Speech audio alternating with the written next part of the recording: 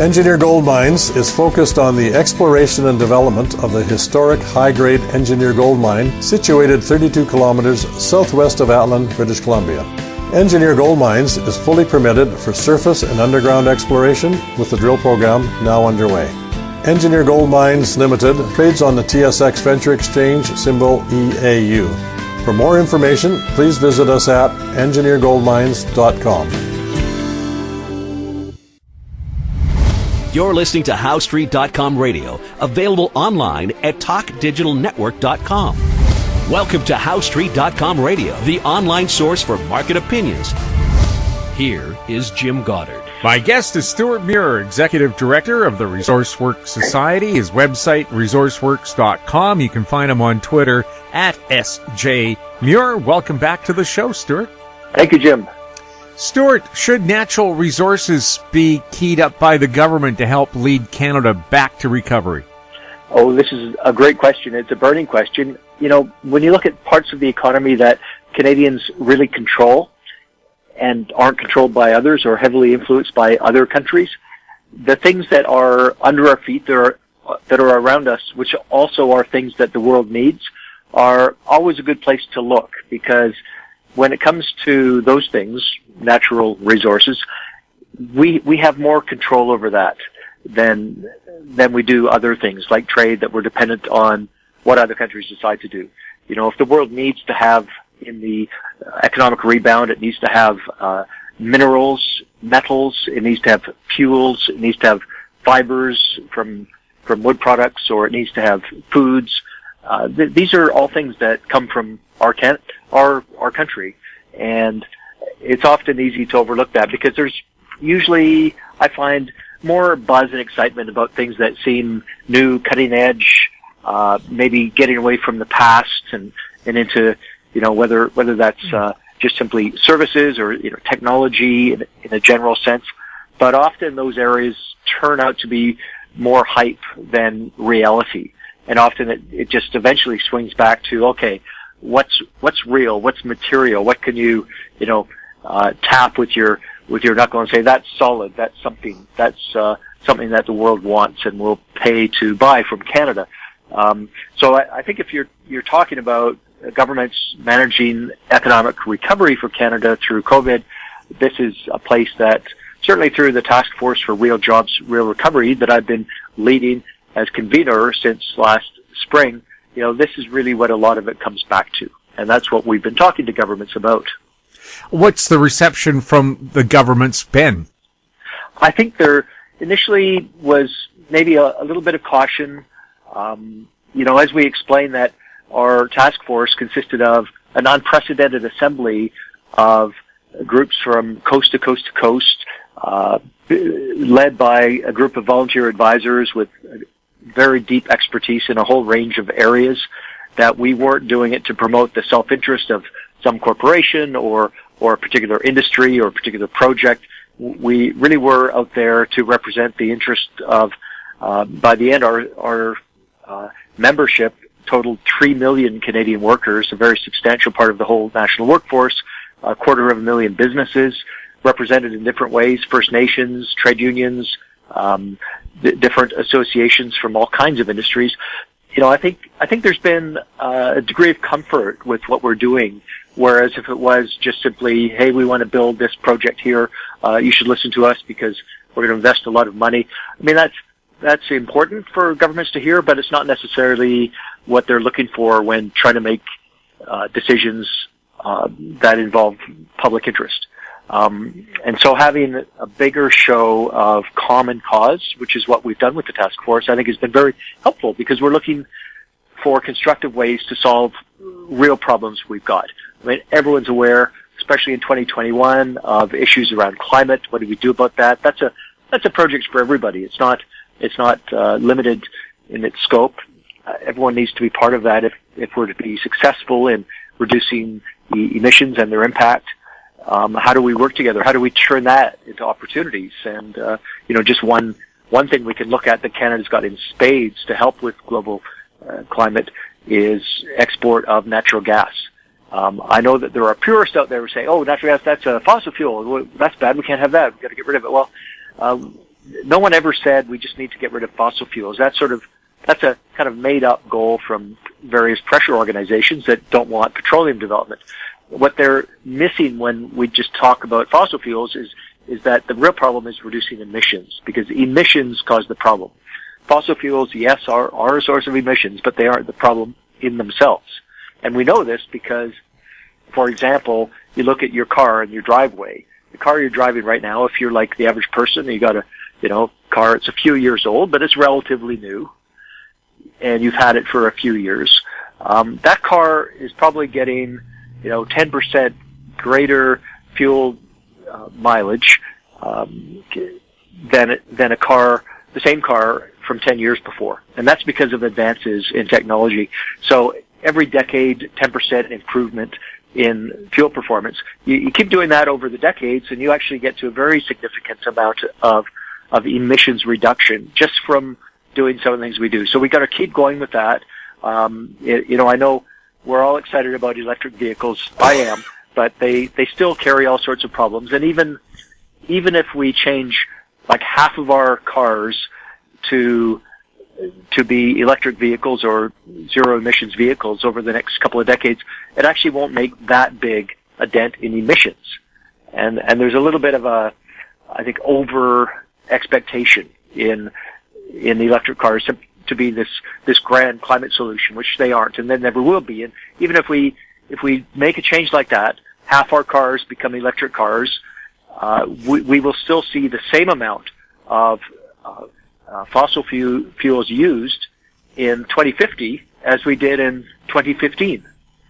And that's because of growth in other areas like petrochemicals and larger transportation and aviation, things like that. No one can really predict everything about the future for sure, but it's definitely the case that we are so dependent on fossil fuels that we would be most unwise if we stopped trying to innovate in using fossil fuels better, rather than this current sort of obsession that we have to get rid of them altogether, which is just, when you look at the physics of it and the scale of it, it's just very difficult or impossible to see how those goals could be realized. So for governments that are trying to make wise choices, they know what the reality is, but they're also under pressure to do things that are beyond what's doable. So I think having a source of sound, calm, rational advice from experts is helpful in that. So that's what we've been doing over the past year. One of the groups that you heavily consulted, First Nations, is it a myth that they're against natural resource development? Well, I think that over recent years, a lot of First Nations have started to realize that if they're going to have own source revenues, which is what chiefs talk about all the time, an own source revenue is where they set up some business enterprise or some activity that gets revenue for them, rather than the classic handout from Ottawa, which is well-meaning, but is behind a lot of the problems we've got. If it's just a matter of here's the handout, it has not served Indigenous communities across Canada very well at all. And also, the amount of money from governments is not as huge as popularly believed. They are often getting by on a pittance to provide services, be that seniors care, aspects of education for children, things like language preservation. When your culture is under threat for a whole bunch of reasons, one of the things First Nations have been trying to do, and finding a lot of success, is ensure that their languages don't die out, that they are passed along. So that requires teachers and schools and commitment to preserve that language and then use it. And that's a great way to ensure that people are healthy and happy and know their culture is respected. And how do you do that if you're just subsisting on these small handouts from government? There's no incentive to do things. There's even reverse incentive. People are not incentivized to go and start businesses. So reversing that is what so many First Nations leaders are working to do right now. And that's almost the untold story. It's what more Canadians need to realize, that the desire to engage in businesses and partnerships and create revenues so that the social goals can be pursued. That's really important to so many of the First Nation leaders that I talk to frequently. Right now in North America, we're having a record cold snap, and I think it demonstrates why we need to have natural gas available as a heat source, because solar and wind just aren't going to cut it when it's minus 40. Yeah, and heat pumps I know are talked about as a great solution for things, and I have a lot of experience with a heat pump. I love it in a lot of ways, but when it's very far below zero, the efficiency, it's just physics. It's not as effective a heating source for your home. So do you have a fireplace as backup, or do you have natural gas as backup? You want to have some alternative when it gets really cold. I noticed that natural gas prices have spiked because North America is seeing some cold temperatures around. This has led to levels that remind me of the great 2000s era when British Columbia was seeing those high prices for years on end. And that's when the British Columbia government had so much money. It was building, bridges, big new bridges. It was building convention centers and big arenas, big public projects like that all over the place. It was so flush with money, and a lot of that, billions of dollars, were coming in because of that. So we're seeing similar prices right now. It's not going to last because we'll go back to warmer temperatures at some point, no doubt. But it's a reminder that there's no alternative. When people are cold in North America and they need to turn up the thermostat because of plunging Arctic flows, then they turn on the gas. And so if we don't have that gas, what do they do instead? Well, there isn't really an alternative. And I'm reading a story from the Weather Network. Every provincial capital in Canada is below zero right now, which is an extremely rare event when you consider Victoria hardly gets near zero ever. That's right. To see, that's an interesting stat. Every capital, usually Victoria is the odd one out, and a rare occasion. But we'll see whether those flowers that are already poking up are feeling the frost. But this is we've had really harsh winters in the past. I know there are some saying, well, this is different because there's dynamics that have changed in weather systems because of climate change, and that's why we've got cold weather. That might be. I think we need to keep understanding the developments in science as to what's driving these apparent changes, if this is a change. But I do remember very cold Arctic flows when I was a boy. It's certainly not uncommon on the West Coast to get some major cold snaps. We'll have more with Stewart Muir right after this. Value from success, growth in discovery. Golden Arrow Resources is a well-funded gold-copper exploration company with proven management and prospective properties in Chile, Argentina, and Paraguay. Golden Arrow trades on the Toronto Venture Exchange, symbol GRG, on Frankfurt, symbol G6A, and the OTCQB, symbol GARWF. For more information, visit us at goldenarrowresources.com or call Sean at 778-686-0135.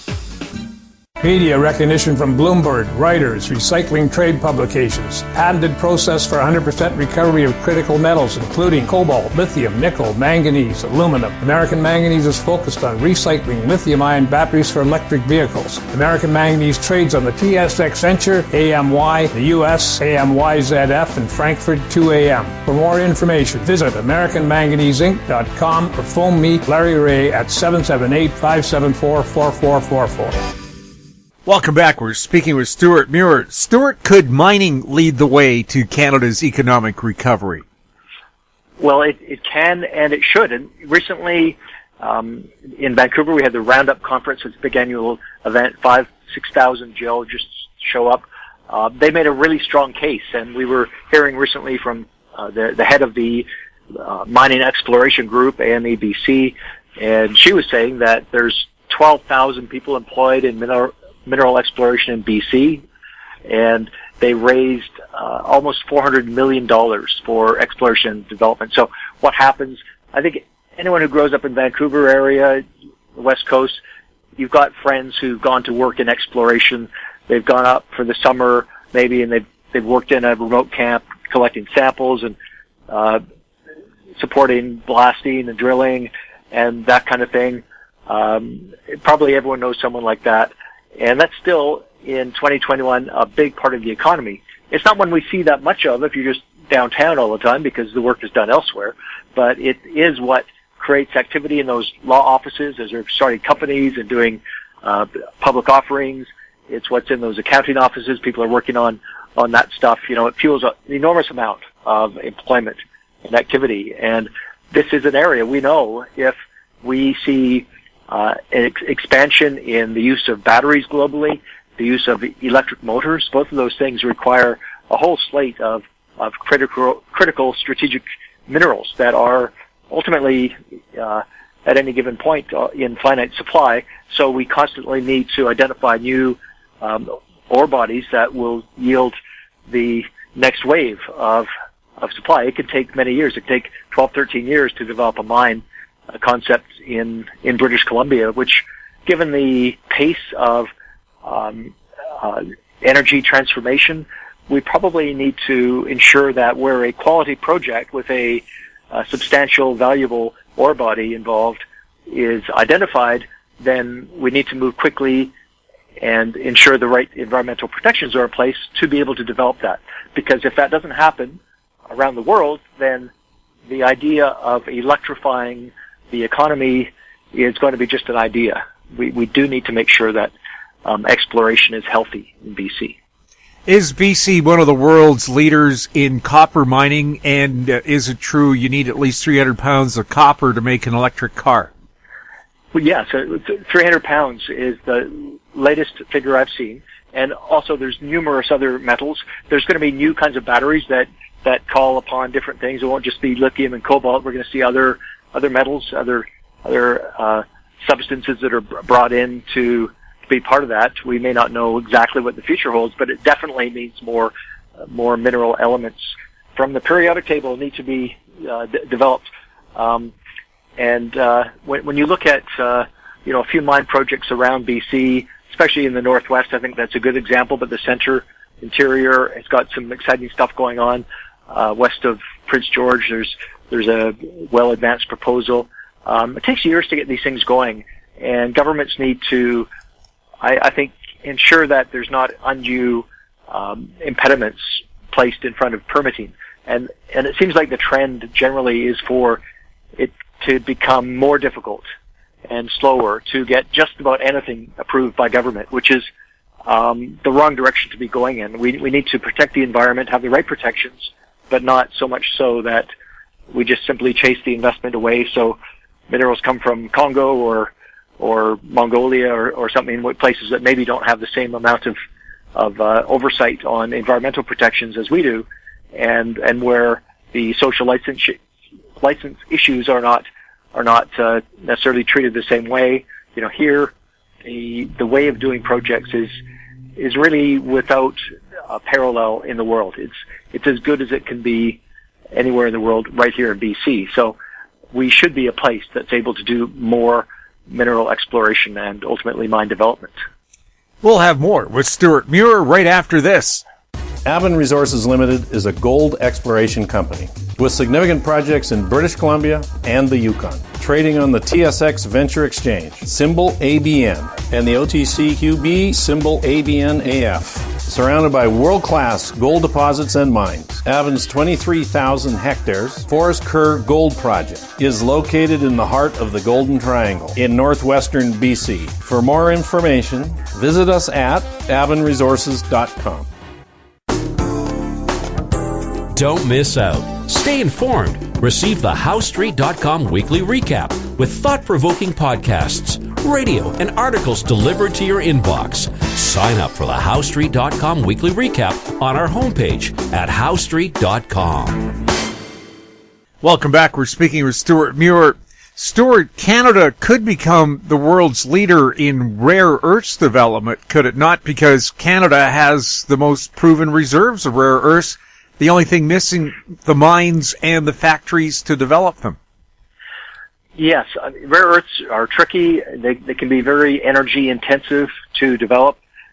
We've seen China become a dominant player in rare earths, which is good for China, but these are industrial elements that we cannot have the tech-intensive economy of our present day without. And the idea that a country that is right now kind of in the doghouse internationally on human rights, and we're concerned about the disparity of its recovery from COVID. I mean, they seem to be doing really well. I mean, again, good for China, but I think the potential for the rest of the world to, wake up and realize that there's disadvantages created for a healthy domestic economy in Canada. I think that's a wake-up call that we should be anticipating. So how do we get ahead of that? I think developing rare earths in Canada, looking for the processes to do it well. And again, a lot of it comes back to environmental protection.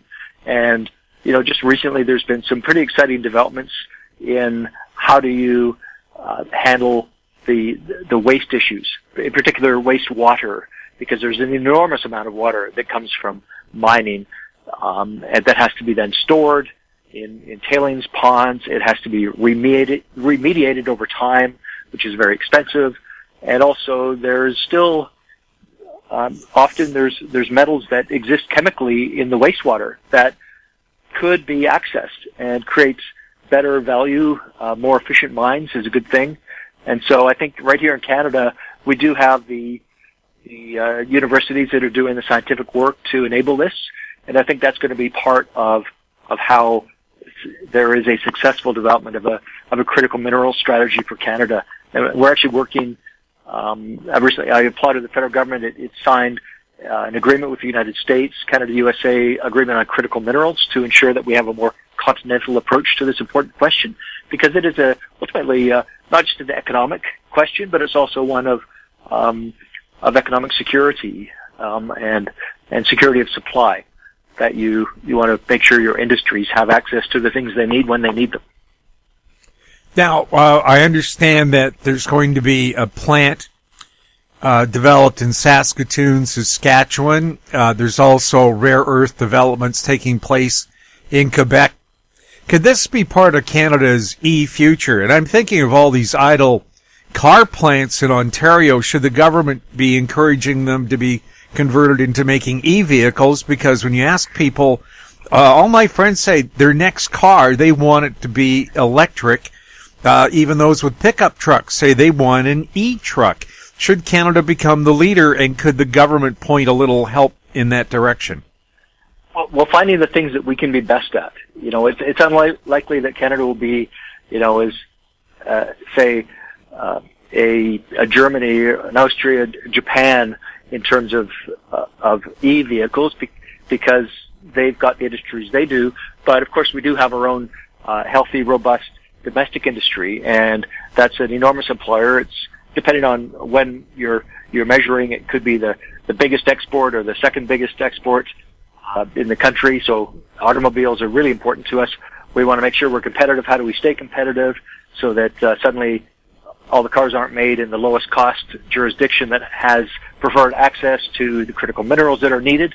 That's an outcome which would be unfortunate for North America, which again points back to the need for the critical minerals strategy to continue to be advanced. We've already got the inaugural steps towards that, but we can't rest in this. And it is not going to be realistic to expect a healthy, large EV industry if we've lost control of the supply chain. Is something ignored in sustainable development forestry? Yeah, I think it's a little bit, at times it seems subject to some of the social concerns. Are we using resources unwisely, irresponsibly, or aren't we? What's really going on? And I think forestry is one of those areas that is very easy for more alarmist approaches to suggesting that we're not doing it right to find favor with the public. We saw that recently. There has been some effort in British Columbia to create the idea that BC forestry is not being done responsibly. And having spent a lot of time myself meeting with academics, with professional foresters, with people who work in the woods and actually do this, I think that there's a current campaign. I noticed the Sierra Club has come out saying, nope, more old growth forestry in British Columbia. And of course, they always find that one picture of something that induces emotion in their audience, and all of a sudden it's, oh my goodness, they're right. But when you start to look at the facts, you realize, well, wait a minute, they couldn't be more wrong, because it's in having healthy forests through active management that we will have successful forestry and healthy forests in British Columbia into the future.